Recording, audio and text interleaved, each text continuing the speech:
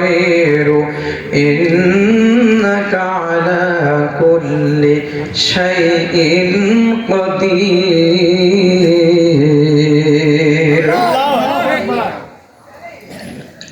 ওরা কোরআন থেকে দলিল দেয় আল্লাহ যদি আমাকে যদি ভালো না বাসে, আল্লাহ যদি আমাদেরকে সম্মান না দেয়, তাহলে আমরা কেমনে ক্ষমতায় থাকি দেখো তো। আল্লাহ তাআলা আমাদেরকে বারবার সম্মান দিচ্ছে, আর আমরা মসনদে বসে আমরা আলেমদের মাথায় বেল ফাটায় খাই। দলিল কোরআন থেকে দিচ্ছে। আমি এখন বলি তানজিউল মুলকা মিম্মান তাশা,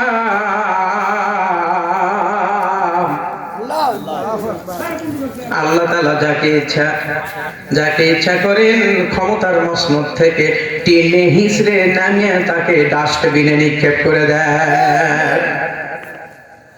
এটাও তো কোরআনের আয়াত। কি বলেন, এটা কোরআনের আয়াত না?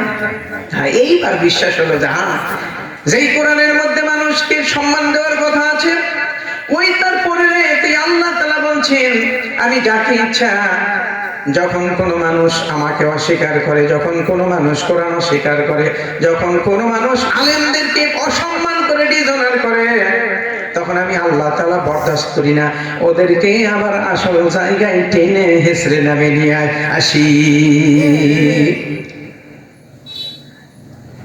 ওরা বলল যে এটা আমাদের জন্য আসলে কল্যাণ না, না না কল্যাণ নয়। আল্লাহ তাআলা বলছেন ইন্নামা নুমলি লাহুম লিয়াসদাদু ইসমা। আল্লাহ তাআলা বললেন আমি শুধুমাত্র তাদেরকে অবকাশ দিয়েছি, ছুটি দিয়েছি, এই সুযোগটা তাদেরকে দিয়ে দিয়েছি। কি জন্য দিলাম?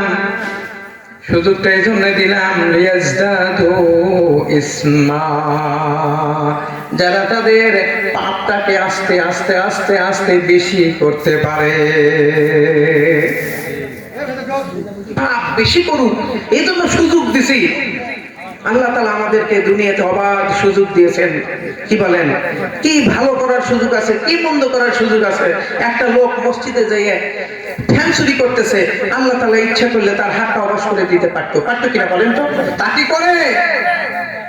আল্লাহ তাআলা তাকে পূর্ণ সুযোগ দিয়েছে, বান্দা তোমাকে দুনিয়াতে পূর্ণ সুযোগ দিলাম, ভালো করতে পারিস, মন্দ করতে পারিস। ভালো যদি করিস আমার জান্নাতে প্রবেশ করবি, আর যদি অপকর্ম করিস আমি আমার জাহান্নাম তোদেরকে দিয়া পূর্ণ করব। অতএব আমাদের দুনিয়াতে একটু হিসাব করতে হবে যে আল্লাহ পাক আমাকে সুযোগ দিয়েছেন, এই সুযোগটা ব্যবহার করিয়ে আমি জুলুম অত্যাচার নির্যাতন করব, আর আল্লাহ ওখান থেকে বসে থেকে চায় খিলখিল করে হাসবে। তা হয় না, এটা হয়নি।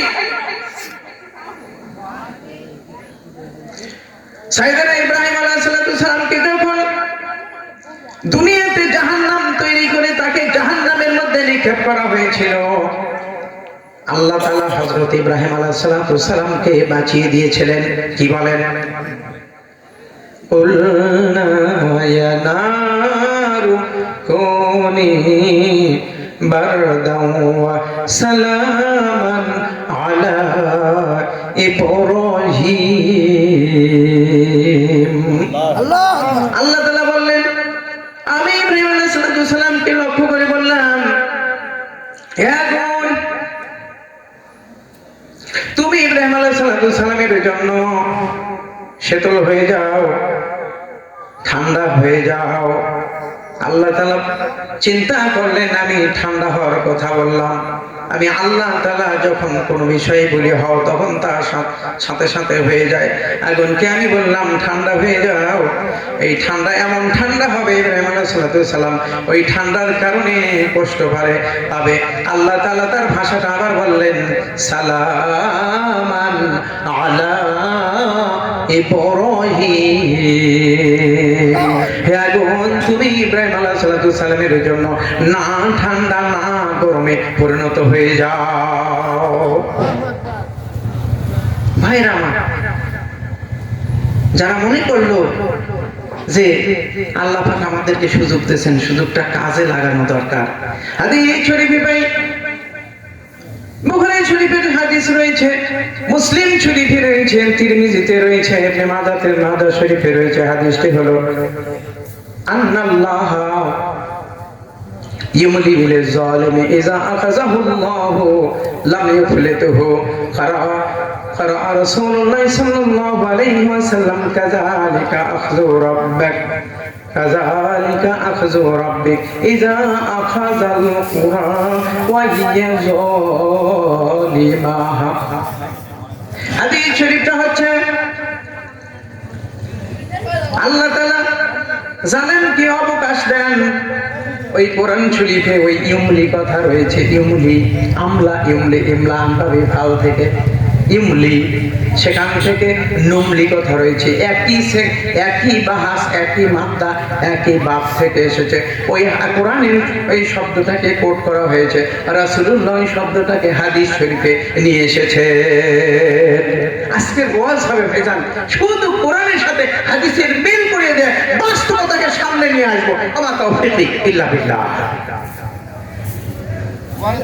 রাসূলুল্লাহ বললেন, নিশ্চয় আল্লাহ তাআলা জালিমদেরকে অবকাশ দেন। ইজা আখাযাহুমুল্লাহ, আল্লাহ তাআলা যখন তাদেরকে ধরেন, লাম ইফলিতুহু, ইজা আখাযাহুল্লাহ লাম ইফলিতুহু, আল্লাহ তাআলা যখন ধরে ফেলেন তখন আর তাকে ছেড়ে দেন না। এই হাদিসটা ইবনে মাজাহ শরীফে হাদিস শরীফে এসেছে 4015 নম্বর অথবা 16 নম্বর হাদিসে রয়েছে, ইবনে মাজাহ শরীফের হাদিসে। এই হাদিসটা তিরমিজি শরীফে রয়েছে, মুসলিম শরীফে রয়েছে, এমনকি হাদিসটা বুখারী শরীফে সহিহ সনদে বর্ণনা করা হয়েছে। অতএব হাদিসটার ব্যাপারে কোনো সন্দেহ সংশয়ের অবকাশ নাই। ভাইরা আমার, আল্লাহ যাকে ধরে ফেলেন, ফেরাউনকে যখন ধরলেন তখন কে আবার তাকে ছেড়ে দিয়েছেন, একদিনের জন্য তোকে ছেড়ে দিলাম, যা ভালো হ। জি, আল্লাহ তাআলা ছেড়ে দিলেন না। অতএব বাড়াবাড়ি করার কারো কোনো সুযোগ নেই। কি বলেন? এই শিক্ষাটা আমরা আল্লাহর কোরআন থেকে পাচ্ছি। এই ওয়াজটা যদি আমি 5 বছর যদি আগে করতাম তাহলে আমাকে লোকেরা পাগল বলতো যে হুজুর কিছু বোঝে না, দুনিয়াদারি সম্পর্কে তার কোনো ধারণাই নাই। কবে এগুলো হবে? আমাদেরকে কেবল 41 সালের মিশন এবং ভেষণ দেওয়া হচ্ছে। 21 সাল যখন আসলো তখন আমাদেরকে বলা হচ্ছে কিসের 21? 41 তখন আমাদের তো অবস্থা খারাপ। আমরা যারা আল্লাহপন্থী, কোরআনপন্থী, ইসলামপন্থী, আমাদেরকে মনটাকে নষ্ট করে দেওয়ার জন্য এই ধরনের চাপাবাজি করেছে। আল্লাহ তাআলা বললেন, যখন ধরবো তখনই তোমাকে টেনে হিঁচড়ে এই মস্তক থেকে টেনে হিঁচড়ে তোমাকে ছেড়ে দেব, সুযোগ থাকবে না।